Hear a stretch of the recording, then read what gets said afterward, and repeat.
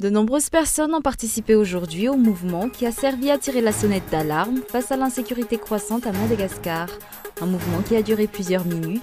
Des solutions pérennes face à ce problème d'insécurité recrudescente sont attendues par la population.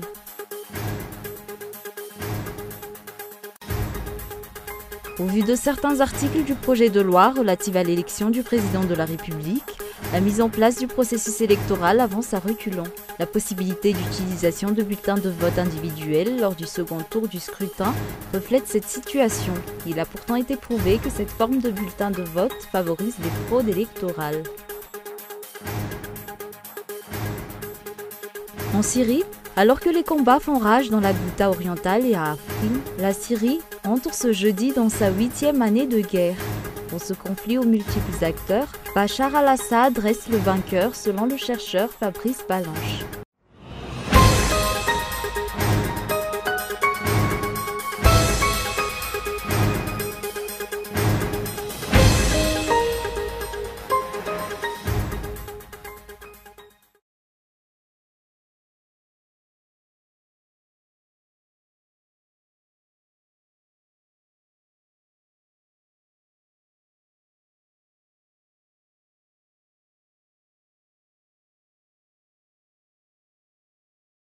Bonsoir à tous et bienvenue dans ce journal. À la une des actualités aujourd'hui, de nombreuses personnes ont participé au mouvement qui a servi à tirer la sonnette d'alarme face à l'insécurité croissante à Madagascar. Un mouvement qui a duré plusieurs minutes.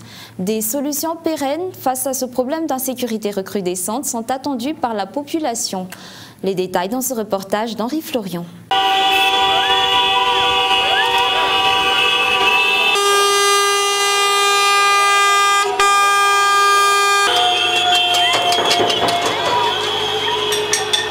Ce mouvement appelle à mettre un terme à l'insécurité et au kidnapping. Le principe étant sortir dehors et de faire retentir et de faire sonner instruments ou matériel à l'exemple des cloches d'église, des klaxons, des sifflets, pour marquer cet appel lancé aux dirigeants.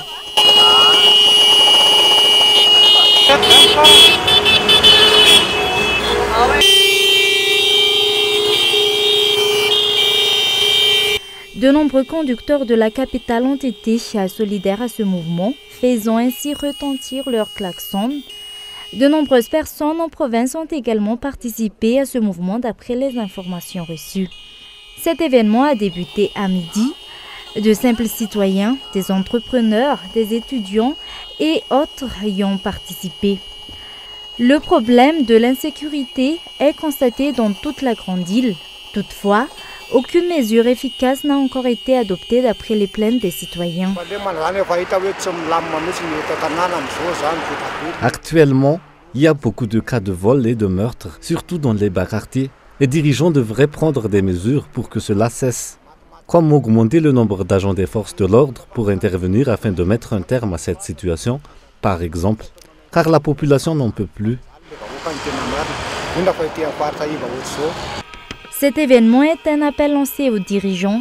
Des mesures et des solutions à long terme provenant du gouvernement pour mettre terme à cette insécurité sont donc fortement attendues. En tant que citoyenne, j'attends une rencontre entre l'État et les autres acteurs sociopolitiques afin de trouver une solution pour mettre un terme à cette insécurité. Car je ne pense pas que ce sont seulement les simples citoyens qui soient touchés par cette insécurité, mais toutes les couches sociales et tous les secteurs du pays. Ça fait 70 ans que j'habite à Tana et on n'a jamais vécu dans une telle insécurité. Il faut que ça cesse maintenant. Je demande au gouvernement d'abord d'arrêter avec cette insécurité-là. Parce que même nos enfants ne sont pas du tout en sécurité. Moi j'ai une fille de 15 ans qui a été attaquée en face de chez moi. On lui a pris son sac, son téléphone, tout. Au cours de ce mouvement, de nombreuses voitures se sont rassemblées pour rouler ensemble depuis Nkoundjan à Kazumang en passant par Ivanj. La population attend des dirigeants des mesures strictes et efficaces pour mettre un terme à l'insécurité. Rappelons que le gouvernement a beaucoup dépensé en matière de sécurité, pourtant, aucun résultat concret jusqu'à ce jour. Les observateurs sont également en droit de se demander où en sont les résultats des différents ateliers portant sur l'insécurité. À travers ce mouvement, la population, que ce soit en milieu urbain ou dans les zones rurales, tient à exprimer sa position face à l'insécurité. Il ne s'agit pas d'une solution au problème d'insécurité, mais d'une simple sonnette d'alarme d'après les explications. Dans l'actualité politique, profitant du passage du président indien à Madagascar, le chef d'État malgache a déclaré aujourd'hui que les investisseurs étrangers pouvaient investir en toute sécurité à Madagascar. Et pourtant, la réalité est tout autre. Cela fait quelques années que l'insécurité règne au sein de la Grande Île, une situation qui ne fait qu'empirer. Dernièrement, les cas de kidnapping se sont enchaînés, dont la plupart des victimes sont d'origine indienne. Une insécurité qui impacte sur le secteur de l'entrepreneuriat. Le président de l'Inde a pourtant souligné l'intérêt pour Madagascar de renforcer la relation commerciale entre les deux États. Ces 10 dernières années, l'Inde représente le 3e fournisseur de la Grande Île et le 7e destinataire des produits malgaches. Sur un tout autre sujet, aujourd'hui, la commission plénière au palais de Tsimbazaz a débuté à 10 h du matin, une séance toujours consacrée au projet de loi électoral. Les députés qui ne prennent pas le parti du régime actuel refusent la pression exercée par le pouvoir exécutif et ont décidé d'examiner ces textes de loi article par article. Reportage Indra Arson. Les députés qui ne prennent pas le parti du régime actuel ne comptent pas se laisser faire face à la pression exercée par le pouvoir exécutif par rapport à l'examen des projets de loi électorale, d'après le député Marie-Thérèse Vulaeng, présidente de la commission juridique de l'Assemblée nationale. Deux commissions prennent en charge l'examen des textes relatifs aux élections. Le projet de loi relatif au régime général des élections et des référendums contient 230 articles. Nous avons commencé l'examen à 9 h du matin et actuellement, à l'heure où l'on se parle, nous sommes encore à l'article 98, ce qui signifie qu'il y a eu un débat durant cet examen. D'après ce délai, il serait difficile d'achever l'examen de ce texte aujourd'hui. Demain matin, nous procéderons à l'examen du projet de loi relatif à l'élection du chef d'État et dans l'après-midi à celui relatif aux élections de députés. Si nous ne finissons pas notre planning pour aujourd'hui, nous prévoyons un décalage de notre programme. L'examen de ces 3 textes relatifs aux élections se poursuivra encore demain, un examen auquel participeront des représentants de la société civile, d'après les informations reçues du palais de Tsimbazaz. Toujours dans les actualités politiques, les membres du bureau permanent pro-régime ont convoqué les journalistes cet après-midi. Au cours de cette conférence de presse, le vice-président de l'Assemblée nationale, Freddy Mahazoas, a publiquement présenté ses excuses aux journalistes par rapport au fait qui s'est produit mardi dernier. Les détails en images dans ce reportage de Indra Arson. Lors d'une conférence de presse organisée aujourd'hui au palais de Tsimbazaz, le vice-président de l'Assemblée nationale, représentant le président de cette assemblée qui était absent pour cause de mission à l'étranger, a présenté des excuses aux journalistes par rapport au fait qui s'est produit mardi dernier, soulignant que les journalistes n'ont pas forcé l'entrée du palais de Tsimbazaz ce jour-là, mais ont été invités.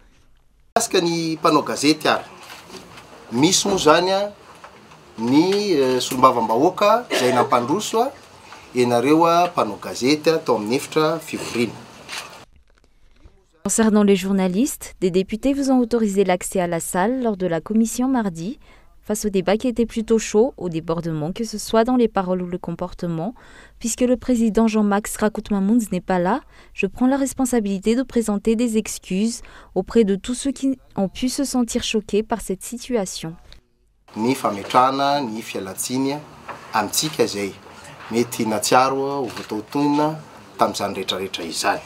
Face à la demande des organes de presse, qui consiste à ce que le député qui a émis des propos injurieux à l'encontre des journalistes s'excuse, le président a répondu comme suit.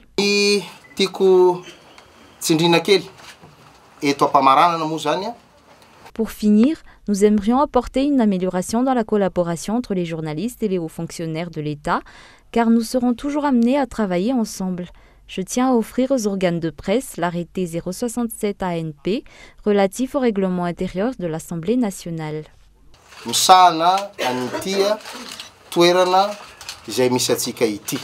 Et pourtant, D'après ce qui s'est passé mardi dernier, ce sont des membres du Parlement qui ne se sont pas conformés à cet arrêté.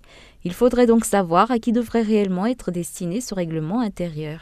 Avant de passer aux actualités à l'international, au vu de certains articles du projet de loi relatif à l'élection du président de la République, la mise en place du processus électoral avance à reculons. La possibilité d'utilisation de bulletins de vote individuels lors du second tour du scrutin reflète cette situation. Il a pourtant été prouvé que cette forme de bulletin de vote favorise les fraudes électorales. Reportage Lily Rabiat. Le régime actuel veut favoriser les fraudes électorales lors de l'élection présidentielle d'après les termes de l'article 20 du projet de loi relatif à l'élection du président de la République. D'après la première partie de cet article, pour le premier tour du scrutin, le vote est exprimé au moyen de bulletins uniques. Les modèles de bulletins de vote avec leurs caractéristiques sont déterminés par la Commission électorale nationale indépendante. Et dans le troisième paragraphe, il est inscrit que pour le second tour du scrutin, le vote est exprimé au moyen de bulletins uniques ou, le cas échéant, au moyen de bulletins de vote individuels établis pour chaque candidat. La nature des bulletins de vote du second tour est fixée par décret pris en Conseil de gouvernement après avis de la Commission électorale nationale indépendante. Pourtant, ce bulletin individuel est une méthode qui favorise les fraudes électorales. Comment peut-on assurer que les candidats soutenus par le régime auront la même chance que les autres? Rappelant que des cas où des bureaux de vote n'ont pas eu à temps pour les élections, les bulletins de vote d'un candidat ont déjà été notés auparavant. À travers ces bulletins de vote individuels, il existe de nombreuses manières de trafiquer les résultats des élections. Et pourtant, c'est ce que le gouvernement actuel cherche à reproduire. Passons maintenant aux nouvelles à l'international. Aux États-Unis, des milliers de collégiens, lycéens et étudiants américains ont quitté leurs écoles hier, un mois après la fusillade de Parkland, en Floride, pour réclamer aux autorités d'agir contre les armes à feu. Suivons ensemble ce reportage de France 24. La manifestation est censée durer 17 minutes. 1 minute pour chacune des victimes tuées par balle le 14 février dans le lycée de Parkland en Floride. Devant la Maison Blanche, ils sont des centaines, des collégiens et des lycéens munis de pancartes et assis en silence. En hommage aux victimes, mais pas seulement, ils réclament un durcissement de la législation sur les armes à feu, notamment l'interdiction de la vente de fusils d'assaut ainsi qu'un meilleur contrôle des personnes qui souhaitent acheter des armes. Nous refusons la peur. Nous refusons que nos écoles ne se transforment en prison. Nous n'accepterons rien de moins qu'un contrôle renforcé des armes à feu. Nos vies valent plus que les millions de dollars que la NRA peut investir dans une campagne. Et sur ce sujet, laissez-moi être clair, il n'y aura pas de compromis. Nous ne demandons pas une solution démocrate ni une solution républicaine, mais bien une résolution américaine. Le mouvement baptisé Enough Assez se tient à travers tous les États-Unis. Dans ce lycée du Maryland, les lycéens, eux, ont séché les cours pour marquer leur participation au mouvement national. À Parkland, en Floride, où a eu lieu la tuerie, les élèves se sont regroupés massivement dans un stade. Dans cet état, les étudiants ont déjà obtenu un relèvement de l'âge légal pour acheter une arme de 18 à 21 ans. Une nouvelle marche est prévue le 24 mars à Washington pour accentuer la pression sur le Congrès et l'exécutif. En Syrie, alors que les combats font rage dans la Ghouta orientale et à Afrin, la Syrie entre ce jeudi dans sa 8e année de guerre. Dans ce conflit aux multiples acteurs, Bachar al-Assad reste le vainqueur selon le chercheur Fabrice Balanche. France 24. Tout a commencé ici, à Dera, au sud de la Syrie, le 15 mars 2011. Inspirés par les protestations émanant du monde arabe, des adolescents peignent des graffitis anti-Assad dans les rues. Ils sont arrêtés et torturés, et au moins l'un d'entre eux est tué. C'est l'étincelle qui embrase le peuple syrien et déclenche la révolution. Très vite, des manifestations pacifiques se répandent à Homs, Alep et enfin Damas, la capitale, où les habitants réclament plus de liberté.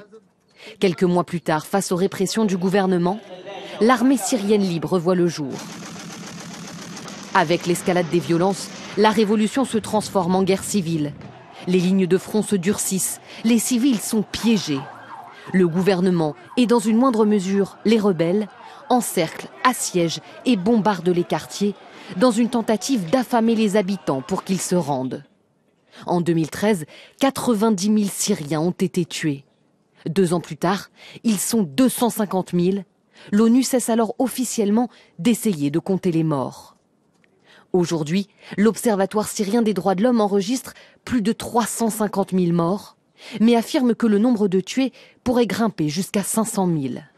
À l'aube de cette 8e année de guerre, Bachar al-Assad se maintient à la tête d'un pays qui compte 9 millions de déplacés et où des dizaines de milliers d'habitants sont toujours assiégés.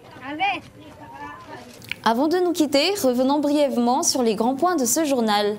De nombreuses personnes ont participé aujourd'hui au mouvement qui a servi à tirer la sonnette d'alarme face à l'insécurité croissante à Madagascar. Un mouvement qui a duré plusieurs minutes. Au vu de certains articles du projet de loi relative à l'élection du président de la République, la mise en place du processus électoral avance à reculons. La possibilité d'utilisation de bulletins de vote individuels lors du second tour de scrutin reflète cette situation. Et en Syrie, alors que les combats font rage dans la Ghouta orientale et à Afrin, la Syrie entre ce jeudi dans sa 8e année de guerre. Et c'est la fin de ce journal. Nous vous remercions de votre fidélité. Bonne soirée à tous et excellente suite de programmes en compagnie de Cool TV.